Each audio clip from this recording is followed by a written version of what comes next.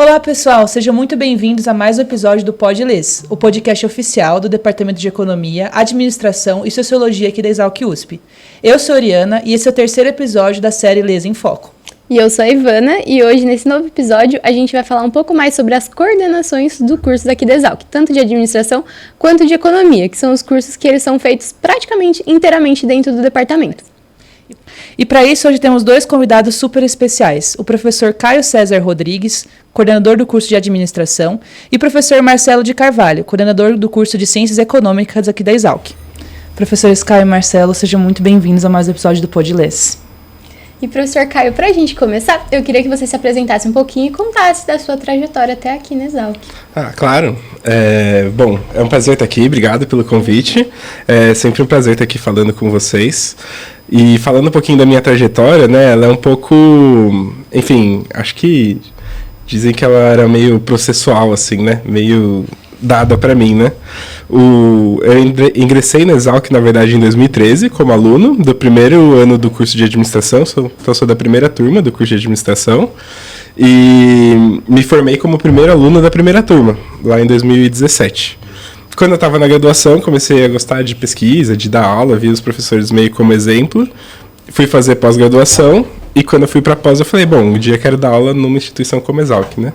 Por sorte, a hora que eu terminei o doutorado, eu fui aprovado no concurso público aqui para voltar a dar aula. Então a trajetória foi um pouco essa e logo no primeiro ano começou uma conversa de que ia abrir a vaga de coordenador de curso de administração.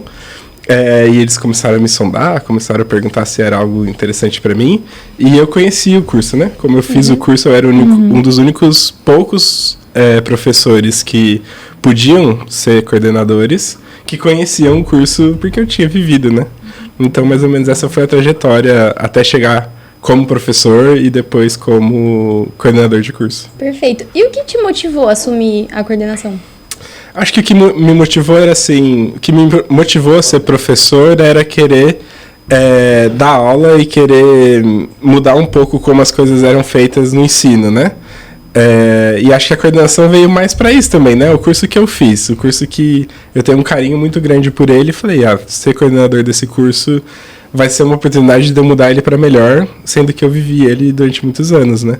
Então, acho que esse mesmo carinho que eu tenho pelo curso é o carinho com o qual eu assumo a coordenação e tento fazer com que ele dê um passo além, né, do que ele já era aqui dentro da instituição. Muito legal. E professor Marcelo, a gente também queria que você se apresentasse um pouquinho, contasse a sua trajetória até a Exalc e o que te levou a ser coordenador do curso de Ciências Econômicas. Bom, obrigado pelo convite, meninas. Uma satisfação estar aqui, junto com o Caio, colega de departamento. E eu sou um pouquinho mais velho que o Caio, então a minha história é um pouquinho mais longa, mas eu vou encurtar um pouquinho, né? Eu fiz toda a minha formação na Universidade Federal do Rio Grande do Sul e depois de ter passado por outras instituições, acabei também sendo professor lá por 10 anos.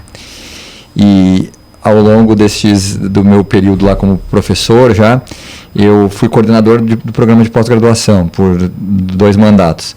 E aprendi bastante sobre o funcionamento da pós-graduação, mas a pós-graduação está muito ligada mais à pesquisa e menos também ao ensino.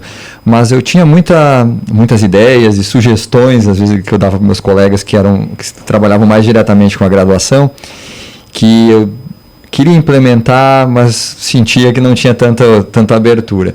E no início do ano eu vim para a Exalc, comecei aqui esse ano. Depois de alguns meses acabei assumindo a coordenação e a coordenação foi um pouco eu vi um pouco essa oportunidade para tentar implementar um pouco das ideias que eu entendo como interessante para um curso de economia e trazer um pouquinho também de alguém que tem um olhar de fora. Porque muitas vezes as instituições, eu mesmo na minha antiga instituição, a gente tem uma formação muito dentro e fica fechado dentro da instituição, tendo opiniões e visões de fora, eu acho que enriquece muito o curso. Espero que com a ajuda dos colegas, eu sou um coordenador jovem, no sentido de que comecei há pouco tempo, a gente consiga trabalhar nessa direção no curso de economia também. Legal, professor. E você tem visto muitas diferenças da coordenação da pós-graduação para a graduação, desde que você entrou? Sim, é bem diferente. A natureza, né, das atividades são bem distintas. A pós-graduação se preocupa principalmente com a avaliação da CAPES, assim, é o grande norteador das atividades de um coordenador de pós-graduação. E a graduação é algo, eu acho que mais profundo, porque mexe realmente na estrutura do curso, na formação dos alunos, e o trato é mais direto com os alunos, muitas vezes, e um pouco menos com a pesquisa. Na pós-graduação, a preocupação, além da avaliação da CAPES, é publicar artigo, incentivar os alunos a publicar, defender teses e dissertações no prazo. Então, as atividades são bem distintas, assim. Legal. E agora falando um pouco sobre o papel da coordenação no LES, a gente queria começar entendendo mais como, exatamente qual que é o papel da coordenação, o que a coordenação faz no dia a dia, quais que são as funções e qual que é a importância dela para o departamento também, dando os 2 cursos de administração e economia. Legal. Eu acho que a coordenação desses 2 cursos especificamente, ela tem um papel muito ligado ao departamento, porque são 2 cursos que ficam inteiramente dentro do departamento, né? A administração não tem nenhuma aula fora do departamento, que é um caso raro dentro da USP. Normalmente, os cursos eles têm aulas em vários departamentos, no nosso caso não, fica em um só departamento. Então, isso já é uma questão que gera para a coordenação uma importância maior do que em outros cursos, né? Que você tem que lidar com professores de diversos lugares. Aqui não, eu lido com professores da administração dentro do departamento do LES. E sobre o papel, eu acho que, como eu vejo o papel de coordenador, é que o coordenador ele é um guardião do PPC, do plano pedagógico do curso. Ele é quem faz o PPC, organiza esse PPC, né, ajusta e faz ele ser cumprido dentro do curso. Então, no PPC está que a gente vai ter uma trilha de finanças e matemáticas. Essa trilha está sendo cumprida, os professores estão dando as aulas a contento, os alunos estão indo bem, não estão indo bem, estão reprovando ou estão conseguindo cumprir. Então, o coordenador ele é o guardião de que aquele projeto pedagógico aconteça. No projeto tem extensão, que foi um dos grandes desafios dessa gestão agora, da gente curricularizar a extensão dentro, colocar ali dentro do PPC que a extensão era parte do currículo. Será que está sendo cumprido? Os alunos estão conseguindo cumprir essas horas e assim por diante. Então eu vejo o papel do coordenador como esse guardião desse plano pedagógico. E ele também responde às demandas, né? Então ele vai responder às demandas dos alunos pontuais, então às vezes algum problema disciplinar, alguma coisa assim. Dos docentes, às vezes precisam de algum auxílio, alguma demanda para mudar os planos de ensino, e também do departamento de fazer, por exemplo, a recepção dos ingressantes e assim por diante. Então a gente também atende a essas demandas. Marcelo, se você quiser complementar, acho que também poderia falar um pouco da comissão coordenadora, né? Boa. Então, o coordenador chefia, de certa forma, a coordenação como um todo do curso, mas cada curso tem a sua comissão de coordenação, né, o que a gente chama de COC, né, a sigla, e essa comissão ela auxilia e complementa as atividades do coordenador. Então a gente tem reuniões mensais, nas quais muitas das decisões que nós tomamos, entre aspas, né, não são nossas, são decisões da coordenação, né, no qual a comissão votou, aprovou. Então, além das nossas atividades propriamente ditas, a gente tem as atividades desses membros da comissão, inclusive os vice-coordenadores, né, que nos auxiliam muito, mas os demais membros também. E complementando o que o Caio falou, eu gosto de pensar a coordenação, assim, fazendo um pouco de uma comparação, uma analogia, né, com a política. O coordenador tem, ao mesmo tempo, uma posição de chefe de Estado, no sentido de que tem um olhar de longo prazo, né, isso que o Caio mencionou, do guardião do PPC e a formação dos alunos no longo prazo, como o curso está andando, mas ao mesmo tempo tem essas demandas mais do dia a dia mesmo, que eu gosto de pensar como algo mais do chefe de governo, né? Tem muitas coisas que a gente tem que botar a mão na massa no dia a dia e atender um aluno, resolver um problema que está associado a uma determinada disciplina. Então, a gente tem essas duas missões, embora eu acho que o papel a atividade por excelência é essa mais de longo prazo, né? Assim, quando a gente pensa em coordenação, a gente associa normalmente a essa ideia que o Caio descreveu de ser um guardião do plano pedagógico. Legal. Perfeito. E puxando um pouco mais isso que os dois falaram sobre demandas, a gente tem muita curiosidade de saber um pouco mais da rotina de vocês, então como funciona esse trabalho, se vocês sentem que é um trabalho que ele depende dessas demandas, desses imprevistos, ou se vocês sentem que é algo mais estruturado assim no longo prazo, que vocês vão cumprindo com o passar dos meses. Eu acho legal essa pergunta, porque assim, como a gente também participa como coordenador da comissão de graduação, que é uma comissão em que estão todos os coordenadores dentro da Exalc e um representante de cada departamento, é a comissão que cuida da graduação na Exalc. Então também tem esse papel nessa comissão, né? E aí é isso, essa comissão passa muitas demandas para a gente. Por exemplo, vocês têm que curricularizar a extensão tem que fazer parte dos créditos dos alunos, via Ex ou via disciplinas. Isso veio da comissão de graduação, a gente tem que implementar nos cursos. Esse ano o desafio é o ENAD, então os alunos vão ter que fazer obrigatoriamente o ENAD, os alunos estão formando no final do ano e no meio do ano que vem. Nós, como coordenadores, temos que fazer isso acontecer por uma demanda de lá, né? Mas eu acho que o coordenador, ele também pode ser proativo, porque ele serve como uma espécie de ouvido dos alunos e dos docentes em coisas que poderiam ser melhoradas. Então, mudanças em como as ACs foram feitas, né, as atividades complementares, mudanças estruturadas no currículo, mudanças nos formulários de TCC, isso tudo é o coordenador que pode promover dentro dessa comissão de coordenação de forma proativa, né? Então, teve alguns ajustes que também a gente consegue fazer, não só respondendo demandas, né? Que normalmente são para ontem, mas também sendo proativos para mudar as coisas a longo prazo. Legal. E, professores, ainda em relação à responsabilidade de tarefas de vocês, dentro disso tudo, o que mais exige atenção de vocês? A parte pedagógica, administrativa, ou mesmo contato com os alunos e professores, que eu sei que é bem grande o tempo todo, assim? Bom, mais uma vez, pela minha experiência ainda curta, eu tenho notado que a minha atenção e a minha energia é bem dividida, né, em todas essas atividades. Claro que toda a atividade que é mais do trato humano, né, quando a gente trata com os alunos, com os professores, talvez mentalmente, né, a gente tenha que exige um pouco mais, né, dos coordenadores.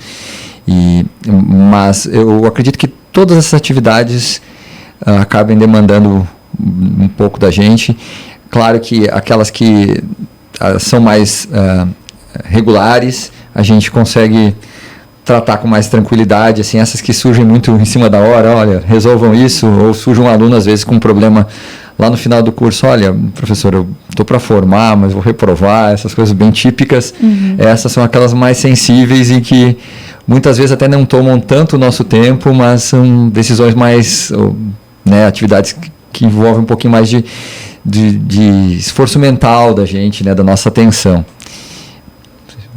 Eu acho que um desafio para todas essas atividades é que, no fim das contas, essas demandas chegam, o quanto a gente consegue ou não consegue levar isso para frente.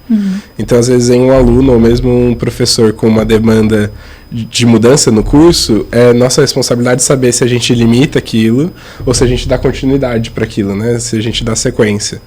Se é uma percepção individual de um aluno, individual de um docente, ou se é algo que o curso precisa de uma modificação. E aí fica a critério desse presidente dessa comissão colocar isso em pauta ou não, né? E é uma responsabilidade enorme, porque às vezes é uma coisa que é muito importante para aquela pessoa, mas não é importante para o curso como um todo, então a gente não dá sequência. Ou às vezes é uma coisa que não é tão importante para a pessoa, mas você fala, nossa, mas é importante para o curso, eu preciso dar sequência nisso. Então fazer essa decisão, eu acho uma responsabilidade bem grande, tanto é que normalmente a gente divide, né? A gente conversa com o outro coordenador ou com os vice-coordenadores, fala, vocês acham que isso aqui é relevante? Vamos levar para a pauta? Ou não? Acho que deixa quieto e não precisa.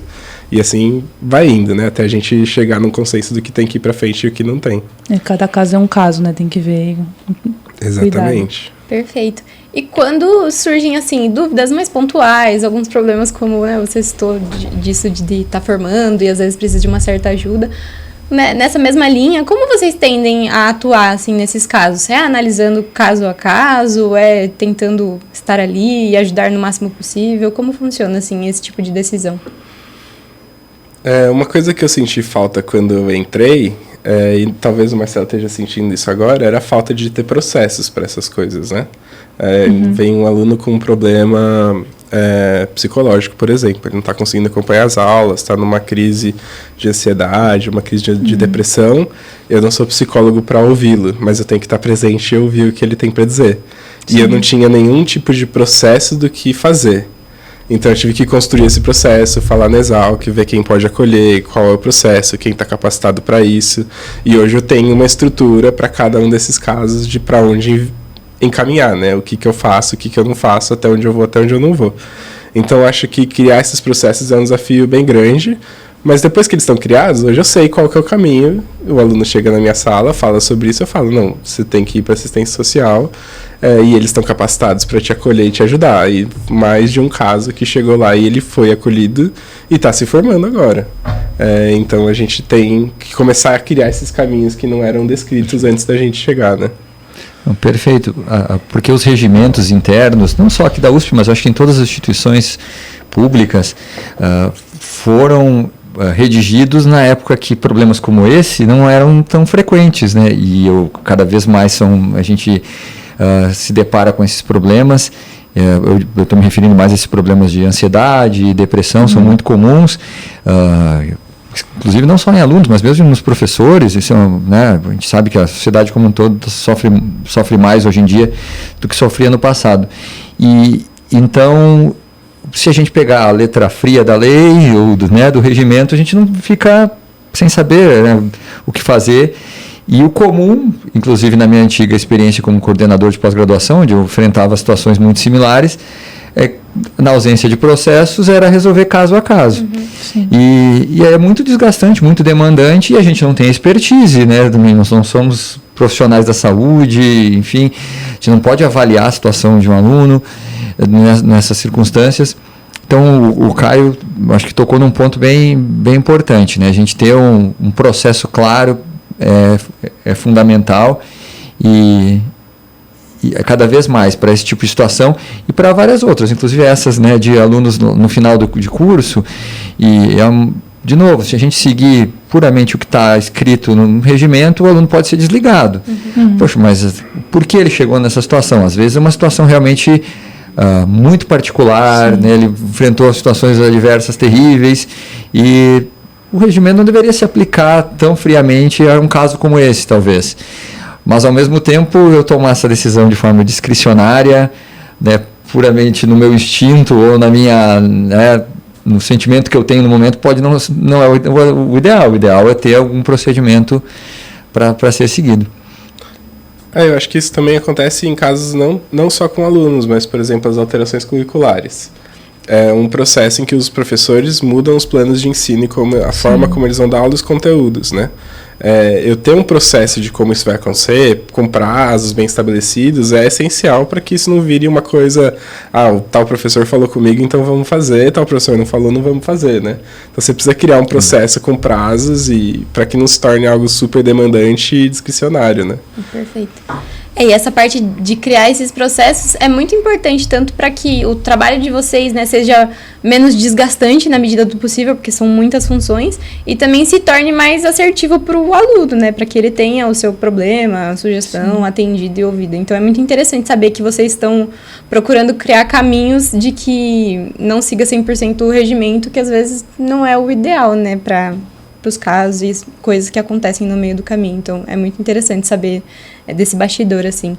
E vendo tudo isso, né, já dá para perceber que vocês têm muitas funções acumuladas.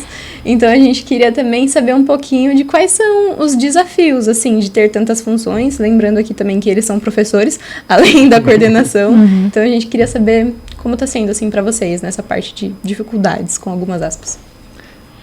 Professores e pesquisadores ainda, né? Mais uma extensionistas, enfim, Será que eles dormem, se alimentam, comem?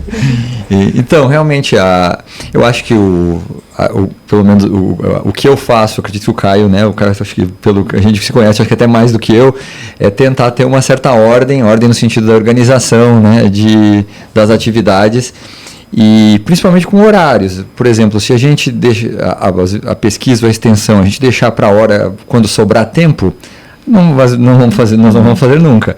Então tem que colocar na agenda, olha, à tarde da quinta-feira eu vou dedicar o artigo que eu venho trabalhando, vou fazer a reunião com o aluno, com o coautor, e a mesma coisa para preparar as aulas, né? Vou preparar a aula para a semana que vem, enfim, para o mês que vem. Eu acho que essa é a chave, porque conforme as atividades vão se acumulando, e eu acho que talvez o mais desafiador não seja nem tanto o volume de atividades, mas essas demandas que não são regulares, né? Isso interrompe, às vezes a gente está preparando uma série de aulas, interrompe, tem que abandonar tudo porque a demanda é urgente, mesma coisa está numa pesquisa ou desenvolvendo uma atividade de extensão, e aí é um desafio que, bom, os alunos, vocês também devem ter algo similar com as disciplinas, tem que fazer prova. Claro que a coordenação acaba acumulando um pouco mais, né? Mas esse é o desafio, né? Eu acho que tem um desafio de responder essas demandas que são urgentes, mas isso que o Marcelo falou é bem importante, assim, o quanto a gente coloca na agenda as outras atividades, né, de ensino, pesquisa e extensão, e o quanto a gente também prioriza essas demandas que são urgentes. E às vezes não dá, a gente vai falar, olha, não vai dar, vou deixar isso para depois e tá tudo bem. Porque o curso também continua, apesar da gente, né? Apesar da gente estar na coordenação, o curso continua ali. Então, essas coisas urgentes a gente vai resolvendo, vai pedindo ajuda, né? Agora, esse semestre, eu estou começando, inclusive, a usar a própria comissão de coordenação e dividindo tarefas, assim. Então, vai ter uma comissão de recepção de ingressantes e tem um professor interessado nessa temática. Vamos lá, a gente se divide, se ajuda, isso tem sido bem tranquilo, assim, facilita um pouco as atividades. Tem grandes temas, né? Eu citei a curricularização, eu citei o ENAD, essas coisas consomem não só tempo, mas espaço na nossa mente, né? De coisas que a gente não sabe como fazer e que terão que ser feitas a toque de caixa, assim, sem muita instrução, muito a gente criando os processos e depois que ocupa a nossa cabeça, ele fica ali trabalhando, né, até aquele negócio sair, vai dar certo. A hora que sair, a gente olha para trás e fala, não, funcionou, deu tudo certo e valeu a pena, né, foi preciso. Perfeito. E é legal saber essa opinião de vocês, porque a gente como aluno tem muita coisa também, grupo de extensão, a gente não imagina o quanto vocês têm tarefas também para cumprir o tempo todo, né. Às vezes pede uma correção de prova, assim, pra semana que vem é um pouco difícil. Mas agora, continuando nos desafios, e agora falando um pouco mais sobre os alunos, como a Ivana falou, vocês também são professores, né? Então, os alunos hoje em dia têm mudado muito, até por conta da internet, da IA, enfim, como estão lidando com o curso. Então, eu queria saber se vocês percebem mudanças na expectativa desses alunos com os cursos, ou mesmo com a coordenação, e como vocês lidam com isso também.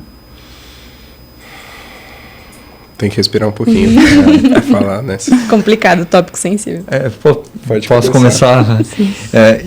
Então, eu tenho um passado um pouquinho mais longo, né?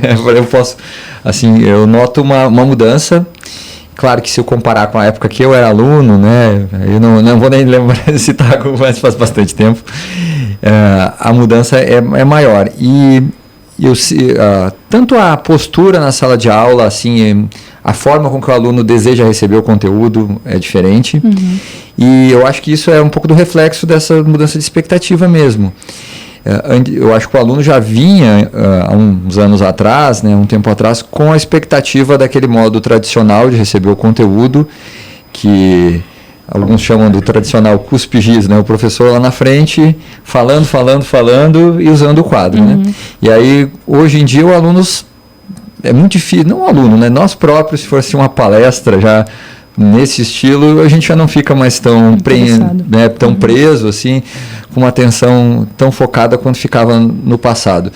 E o Caio tem muito mais propriedade para falar sobre isso do que eu, porque ele trabalha com essas metodologias ativas, mas eu sinto que um grande desafio para nós, enquanto coordenadores, como professores mesmo, mas como coordenadores, de tentar, né, conduzir isso para os nossos colegas, é uma mudança para para a forma com que o conteúdo, a matéria chega aos alunos, muito por causa dessa mudança na expectativa. Acho também que existem expectativas com relação também à finalização do curso que vem depois. Sim. Acho que no passado também era um pouco diferente, as possibilidades o número de possibilidades era menor, então se tinha mais certeza de qual caminho seguir.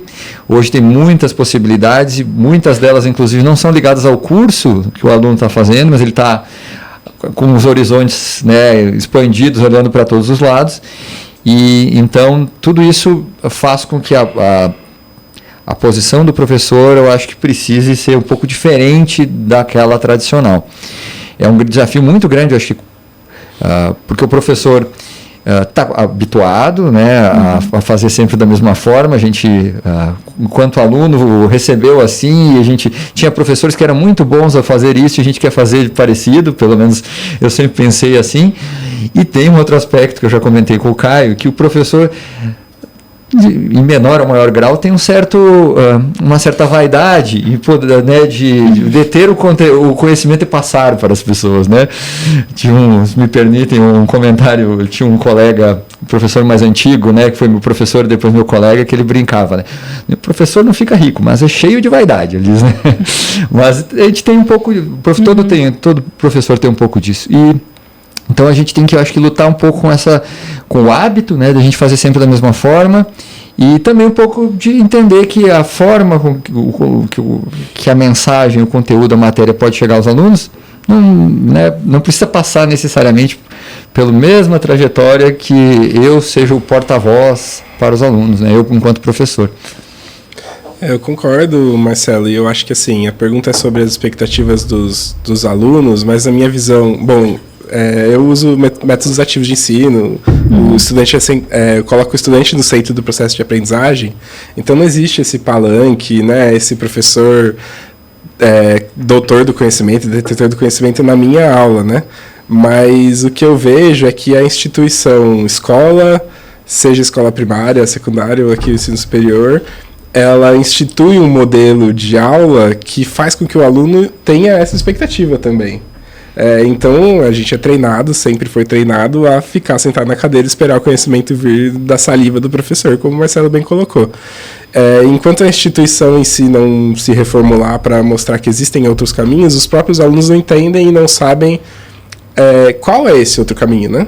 Qual que é outro possível? Sim. Então não é uma falta de expectativa, mas é uma falta de conseguir imaginar o outro, né? A diferença. E eu tento fazer isso um pouco nas minhas aulas, mas é difícil, porque a preocupação com a prova de cálculo que vem depois, com a prova de macroeconomia que vem depois, porque é muito mais difícil do que estar ali naquele momento presente, faz com que os alunos não entendam muito o processo de se colocar no centro. E eu acho legal falar disso aqui, porque o meu papel como coordenador também é incentivar os outros professores, né, a se despir um pouco desse papel de autoridade e dona do conhecimento e falar, olha, os alunos, eles são capazes de criar conhecimento por si só e a gente é capaz de facilitar. Mas é necessário uma desconstrução, uma construção nova do docente, né?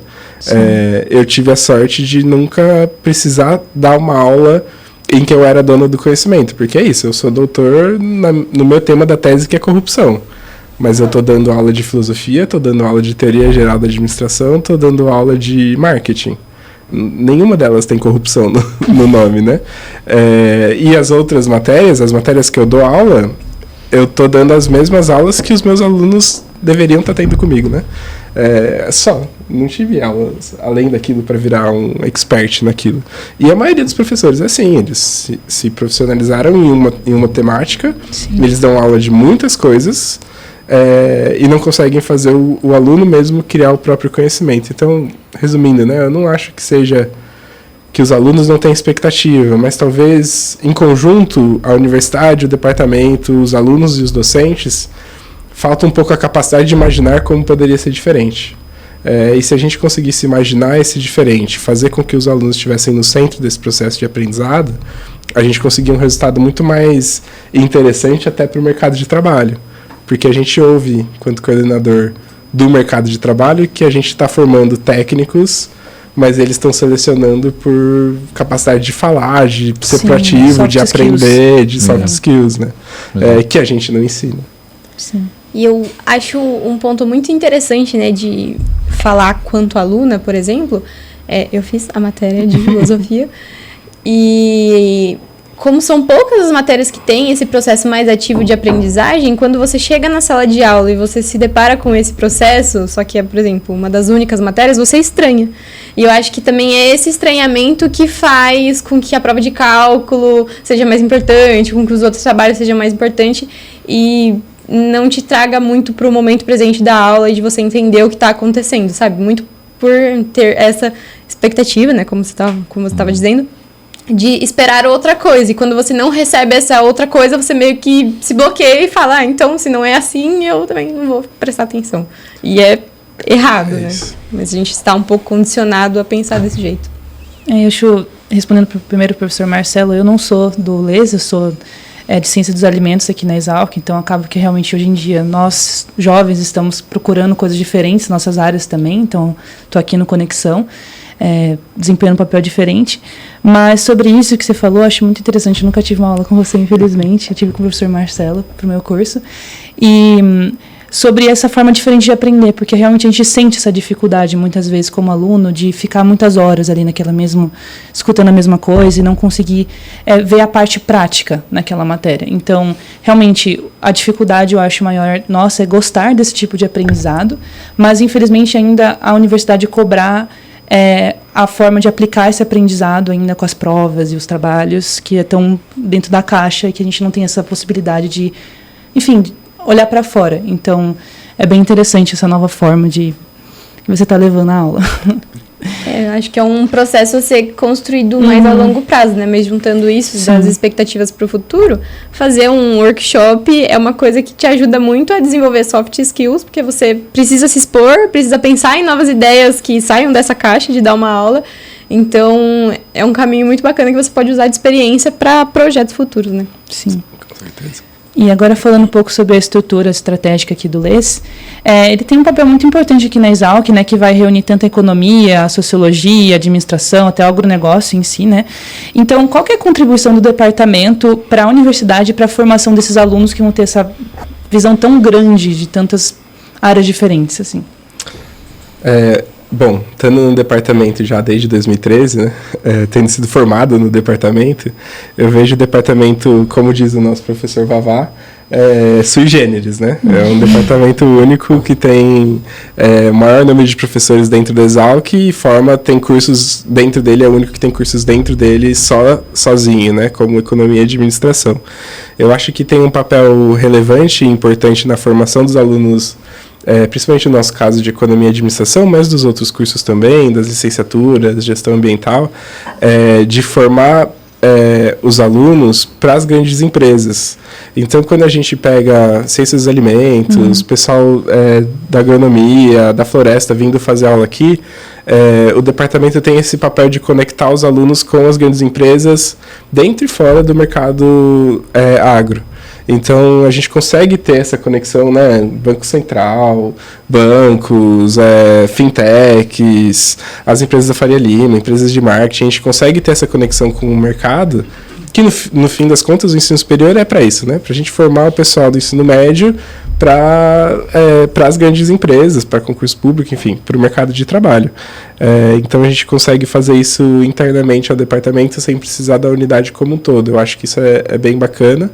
E esse alinhamento e proximidade que o curso tem com o departamento, que os dois cursos têm com o departamento, faz com que a gente consiga fazer essas coisas de forma um pouco mais rápida.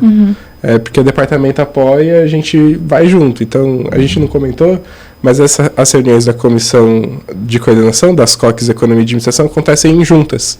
Então, as duas comissões fazem juntas, então a gente já decide coisas para os dois cursos, e isso já logo vai para o departamento aprova, porque os professores são muito próximos, os que estão nas COCs estão no conselho do departamento, então a gente consegue fazer mudanças um pouco mais ágeis e mais assertivas, né? Porque tem mais gente participando.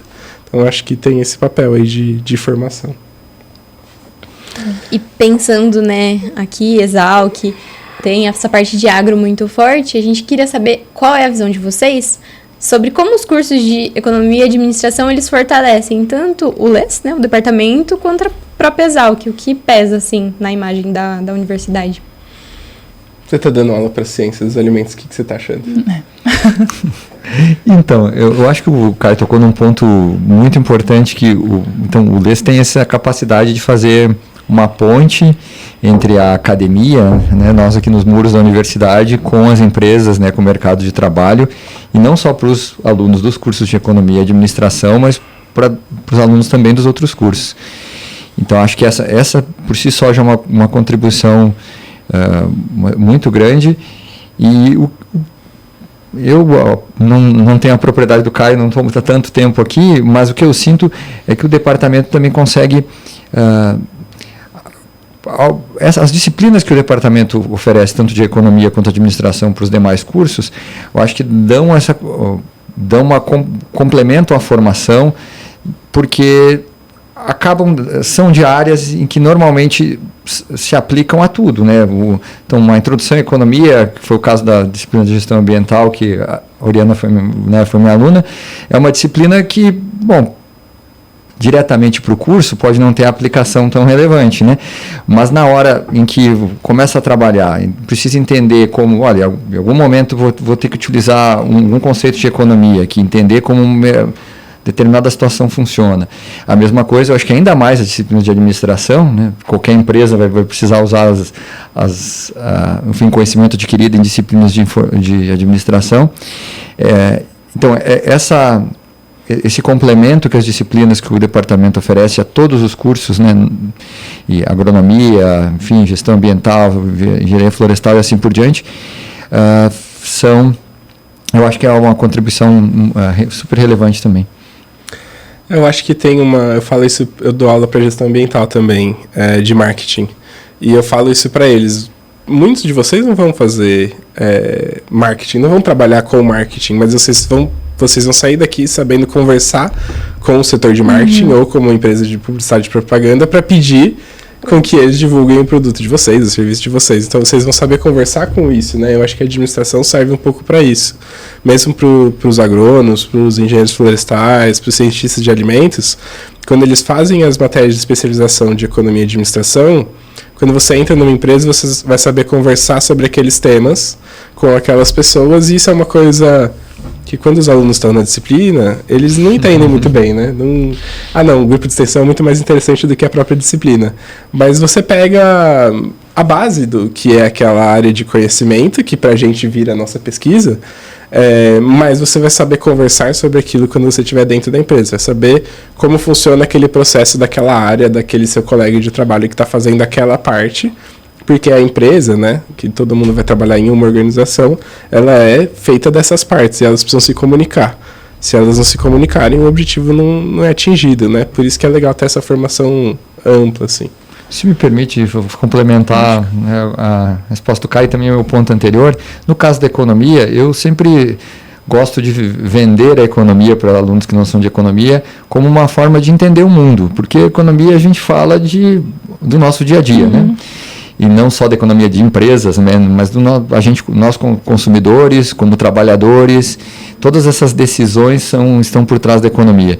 Então, eu julgo importante estudar economia independente da área, para entender o mundo, e a nossa estrutura universitária, né, eu digo a brasileira, não tem aquele núcleo inicial como tem a americana, que é uma formação humanística, que acaba estudando um pouquinho de filosofia, um pouco de literatura, que eu acho que super importante, e ter disciplinas como administração e economia permitem alunos que não se tornem puramente técnicos, que tenham uma formação mais ampla, vejam o mundo, né, com os olhos mais abertos, entendam um pouco mais do mundo. Sim, e vocês falaram bastante sobre a importância, né, desses cursos também para nós que somos de outros cursos, mas como vocês veem essa interação entre os nossos cursos de fora, no caso do LCA, né, do LAN, e também, sei lá, da agronomia, com o curso de administração e economia, essa troca entre as disciplinas que são para curso de fora do LES? Eu acho legal essa interação dentro das disciplinas, quando a gente tem uma turma que é bem diversa, né, que entra as pessoas de diferentes cursos, Porque, no meu caso, que trabalho com projetos, né, os alunos sempre vão ter que fazer o workshop, que é um projeto, ou um projeto para fora dali da disciplina, isso traz visões diferentes do que eles vão construir ali dentro. E isso fica bem nítido quando você tem uma turma só de economistas, por exemplo, quando você tem uma turma diversa, porque isso corre para vários lados, assim, né? Um exemplo é a disciplina de marketing para gestão ambiental, que tem muitos alunos optativos de outros cursos, porque é à noite, então chama bastante atenção. E eles criam coisas mirabolantes porque eles têm um grupo diverso dentro da sala de aula. E a gente estava falando de metodologias ativas, é uma pena quando o professor não usa, tem essa turma diversa e não usa essa turma para criar essas coisas, né? Quando ele só fica falando e isso não cria coisas novas, né? E quando a gente está falando de inovação, está falando de empreendedorismo, de marketing, você precisa dessa diversidade para sair coisas legais. Então, acho que é super útil essa interação. E eles aprendem uns com os outros. Então, a administração e a economia aprende entre si, quando eles têm aulas em conjunto, e eles aprendem com os outros cursos aprendem com eles formas de pensar, mundo, enfim. Criar coisas novas, eu acho que isso é bem interessante. Legal. Porque, de fato, quando você... É muito nítido quando você junta pessoas aí de administração e aí, tipo, vai aparecer em algum trabalho uma análise SWOT, que é coisas que a gente aprende, tipo, nas outras matérias e vai levando. O que é muito natural, mas ter essa troca é muito interessante porque eles trazem outras bagagens, né? Então, de fato, isso é muito legal. E já se encaminhando para o final, né, dessa conversa, a gente quer saber sobre o futuro e sobre o que vocês da coordenação estão planejando, se tem algum projeto, quais são os próximos desafios, missões. Então, um pouquinho sobre esses planos. Quer começar? Eu acredito que tem um desafio constante em cursos como economia e administração, porque nós, ao contrário das ciências mais tradicionais, não somos... a ciência não é tão estabelecida, né? Ela vai mudando. A economia, por exemplo, né, que eu falo da minha área, é uma ciência jovem comparada à física, à química. Então, o conteúdo vai mudando. Coisas que eu estudei quando era aluno, hoje em dia não fazem mais sentido, por exemplo, serem ensinadas. Então, a gente tem que estar sempre atento a isso, porque para o professor é uma tentação fazer uma aula, fazer os slides ou preparar uma aula e ficar dando essa aula por anos e anos. E essa disciplina se atualiza, mas mais do que isso, disciplinas novas aparecem. Então a gente tem que estar atentos a isso. Os alunos muitas vezes nos demandam isso, né? Esse é o papel dos alunos também, os colegas muitas vezes.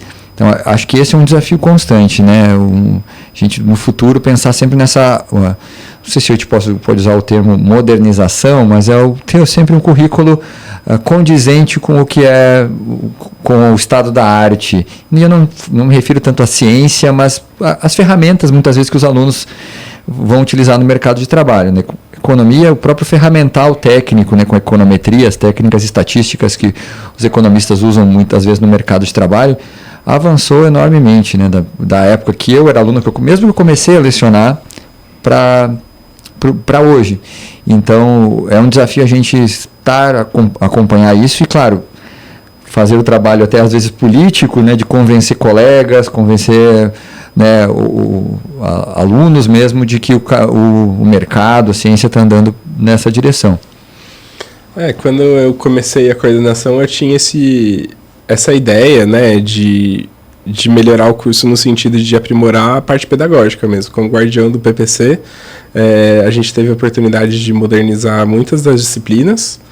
Então tem um desafio futuro aí que está acontecendo, que é a vinda dos novos docentes, como eu e o Marcelo, e 10 novos, né, além de nós dois.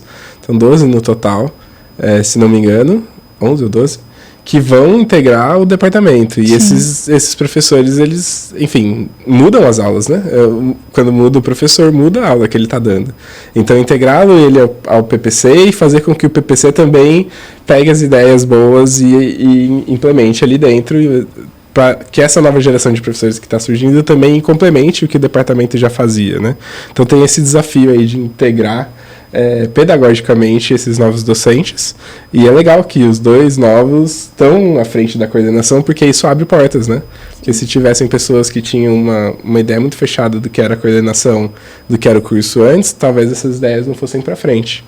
A coordenação em si teve uma mudança grande esse ano, então muitos dos docentes que estão na COC hoje são novos docentes, e eu vejo para o futuro, né? Além da curricularização da extensão e do ENAD, eu vejo algumas mudanças positivas, assim, de reestruturação do curso, criação de novas disciplinas optativas, mudança de horário para melhoria para os próprios alunos, demandas dos alunos. Todo mundo, desde a minha época, quer essa mudança de horário, nunca saiu, porque é isso, exige uma política de ver com o professor, com o aluno, enfim, com o mercado de trabalho, que horário que é melhor.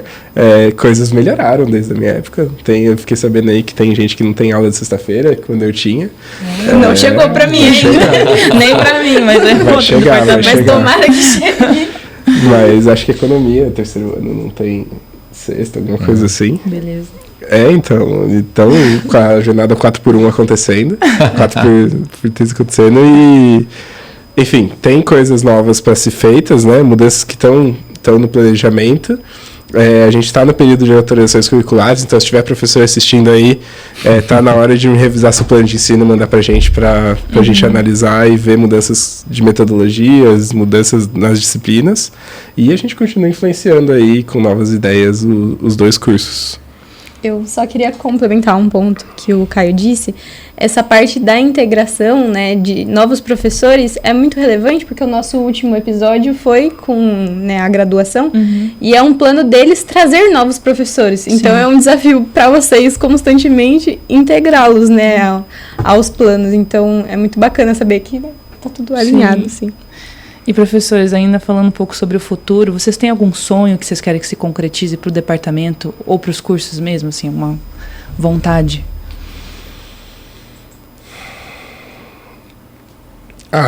Tem muitos, né? Eu acho que eu tenho um sonho de um dia, não sei, assim, porque hoje eu influencio um ou outro docente que assiste um curso sobre metodologias ativas, o Marcelo, que às vezes a gente conversa, mas a ideia de um dia fazer COCs temáticas, que a gente tem tentado, né, chamar os professores para conversar e falar, vamos olhar para a trilha de finanças. Quais são os tópicos que a gente pode tirar, quais são os tópicos que a gente pode acrescentar, o que o mercado de trabalho está precisando, o que os alunos demandam, por exemplo. Então, sentar e colocar junto com os docentes do departamento as novas ideias para frente para acontecer, sabe? A gente começou a fazer isso, tem algumas reuniões diárias já acontecendo, mas esse é um sonho de que isso gere mudanças reais, assim. Às vezes os alunos não veem isso porque o que é requisitado mudado hoje é para daqui 2 anos, que acontece na USP. Sim. O regimento da USP demora mesmo para mudar. Mas hoje a gente já está vendo essas mudanças que eu fiz 2 anos atrás acontecendo, algumas coisas de disciplina, de professor reestruturar sua aula, enfim, de mudar docente que gostaria de dar aquela aula dando com maior empenho. A gente está vendo essas mudanças acontecerem, então meu sonho era esse, juntar os docentes dos cursos em reuniões temáticas para que a gente discutisse o currículo mesmo, né? Aí como guardião do PPC, daí para frente, e essa independência do departamento em relação aos 2 cursos é super importante para isso. Porque eu não vejo isso acontecendo nos outros cursos, porque eles precisariam conversar com professores de muitos departamentos, né? Sim. Como a gente está aqui junto, a gente consegue, tem essa capacidade e força para fazer isso. Legal. E você, professor Marcelo, algum sonho? O ENAD, esqueci de falar disso. Que os alunos passem no ENAD. Nossa, eu lembrei, isso é super importante, que os alunos façam a prova e passem no ENAD esse ano. Esse é um sonho também fantástico. Então, algo que eu sempre penso, assim, eu acho que quando eu atuava como coordenador de pós-graduação, eu sempre tinha isso também na cabeça, eu acho que agora na coordenação isso continua presente, de que a gente deveria, isso é uma coisa um pouco mais abstrata do que o Caio disse, que a gente trabalhe na construção do curso para que os alunos saiam em pé de igualdade não só porque isso já acontece, eu acho que hoje em dia, com os cursos de excelência do Brasil, os alunos que se formam nos nossos cursos na Exalc competem de igual para igual, tem uma formação, né, extraordinária, mas o mundo tão conectado e globalizado hoje, o aluno quer ir lá para fora trabalhar como economista, eu acho que a nossa graduação deveria entregar o mesmo que as melhores graduações lá fora entregam. E o aluno possa sair do Brasil e competir com um americano que estudou numa universidade, fez um curso de economia numa universidade excelente americana, europeia e assim por diante. E isso passa, sem dúvida, pelo aquele ponto que eu mencionei antes, a gente ter um currículo atualizado, moderno, passa por a gente atualizar as práticas pedagógicas, porque essas universidades ensinam com metodologias ativas, a maioria delas, né?